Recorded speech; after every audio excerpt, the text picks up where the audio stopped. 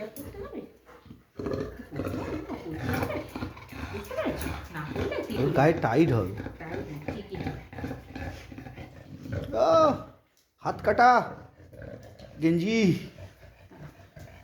এটা দুটো কাজ করে, জানিস তো, গলাটা এক্ষুনি ভিজে যাবে। তো যুদ্ধ করতে হচ্ছে পড়া দেখি। না কিছু করতে হচ্ছে আরে আরে আরে আরে হয়েছে হয়েছে হয়েছে হয়েছে হয়েছে। এই, এই, আরে গুরু কি লাগছে দেখি। আরে পেটের কাছে ঠিক করে দাও দেখি, আমার দিকে তাকা।